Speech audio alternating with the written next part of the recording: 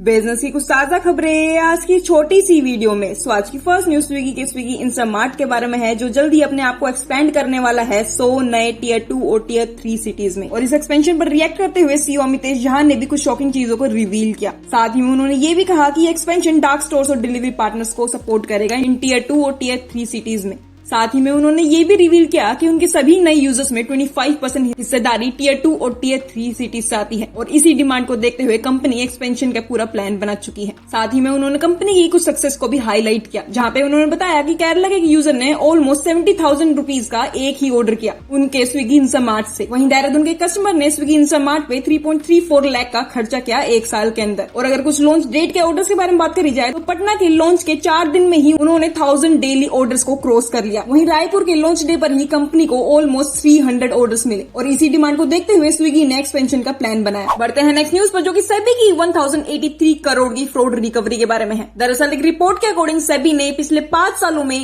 1083 करोड़ रुपए रिकवर किए हैं स्टॉक ट्रेडिंग फ्रॉड से। और जो टोटल नंबर ऑफ फ्रॉड है पिछले 5 सालों में वो ऑलमोस्ट 6717 केसेस रहे हैं, जिनसे ये अमाउंट रिकवर किया गया है। फ्रॉड के 5 सालों का बाइफिकेशन आपकी स्क्रीन पर ये रहा, जिनको आप पॉज कर रीड कर सकते हैं।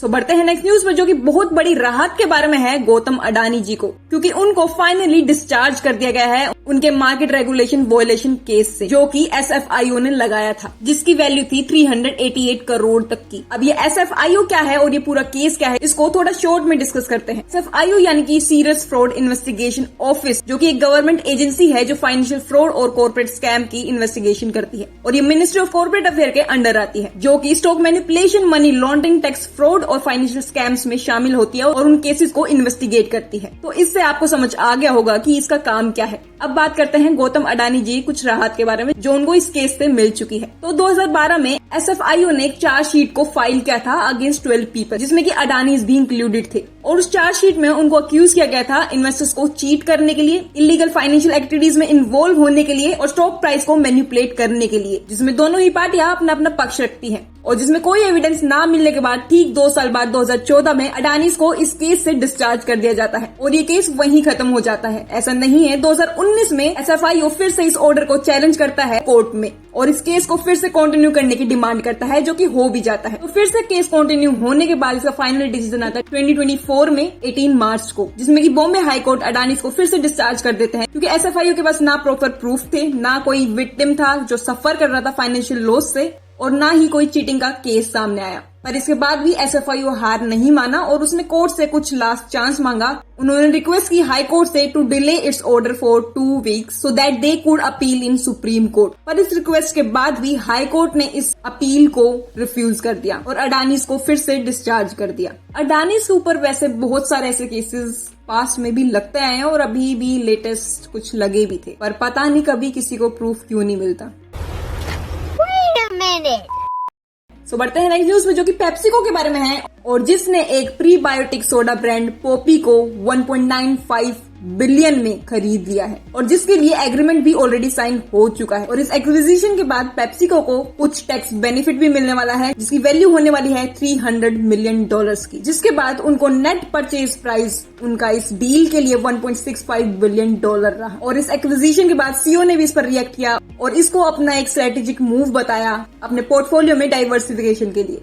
सो बढ़ते हैं नेक्स्ट न्यूज पर, जो कि पीसी ज्वेलर्स के बारे में है और जिन्होंने फाइनली अपना 1510 करोड़ का डेट सेटल कर लिया है, पर अपने शेयर्स के बदले। पीसी ज्वेलर्स ने रिसेंटली 51.71 करोड़ के शेयर्स 14 बैंक्स को प्रेफरेंशियल इश्यू के थ्रू अलॉट किए हैं। अब जिसको प्रेफरेंशियल इश्यू के बारे में नहीं पता, मुझे कमेंट सेक्शन में बता देना, मैं वहां पर आपको एक्सप्लेन कर दूंगी। लेकिन इस न्यूज पर बढ़ते हैं। कंपनी ने इन शेयर्स को 29.20 पर शेयर के रेट पर दिए हैं और जिससे उन्होंने अपना 1510 करोड़ का डेट सेटल कर लिया है। और कंपनी ने ये अलॉटमेंट सेटलमेंट एग्रीमेंट, जो कि 30 सितंबर 2024 के मुताबिक उन्होंने किया है, कंपनी ने ओटीएस यानी कि वन टाइम सेटलमेंट के अंदर डेट क्लियर करने का प्लान बनाया था। सो बढ़ते हैं नेक्स्ट न्यूज पर, जो कि एक छोटी सी न्यूज है कि एचयूएल को यानी कि हिंदुस्तान यूनिलीवर को सीसीआई की तरफ से अप्रूवल मिल गया है मिनिमलिस्ट ब्रांड को एक्वायर करने के लिए। हमने इस न्यूज पर पहली बात करी थी कि एचयूएल एक्वायर करने वाला है मिनिमलिस्ट को, जो कि जयपुर बेस्ड कंपनी है। तो उसको finally competition commission of India से अप्रूवल मिल चुका है कि वो इसको एक्वायर कर सकते हैं। और ये डील कितने की थी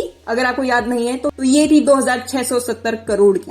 सो बढ़ते हैं नेक्स्ट न्यूज पर, जो कि एक बहुत बड़े इन्वेस्टर के बारे में है, जिनका नाम है अशोक हिंदुजा, और जिन्होंने एक बैंक में बेस्ट टाइम बताया है इन्वेस्ट करने के लिए, जो कि पिछले कुछ दिनों में बहुत ज्यादा गिर चुका है। और उसका नाम आप मेरे को कमेंट सेक्शन में बताओगे कि यहाँ पर किस बैंक की बात हो रही है। तो अशोक जी की कंपनी IIHL को अप्रूवल मिल चुका है RBI से अपने स्टेक को 15% से 26% बढ़ाने तक के लिए, और जिसकी सारी डॉक्यूमेंटेशन ऑलरेडी हो चुकी है और रेगुलेटर्स को दी जा चुकी है। तो फाइनली अभी वो वेट कर रहे हैं रेगुलेटर्स के रिस्पॉन्स के लिए। तो बढ़ते हैं नेक्स्ट न्यूज पर, जो कि फिजिक्स वल्ला के IPO अपडेट के बारे में है, और जिसमें कि PW ने फाइनली 4600 करोड़ का IPO के लिए कॉन्फिडेंशियल ड्राफ्ट पेपर फाइल कर दिए हैं। ऐसी कुछ न्यूज आ रही है मार्केट में, और ये IPO confidential pre filing route के थ्रू फाइल किया गया है, जिसमें फ्रेश इश्यू ऑफ शेयर्स और ऑफर फॉर सेल दोनों ही शामिल होने वाले हैं। तो बढ़ते हैं नेक्स्ट न्यूज पर, जो कि LIC के बारे में है, और जो जल्द ही एक नई सेगमेंट में एंट्री करने वाला है।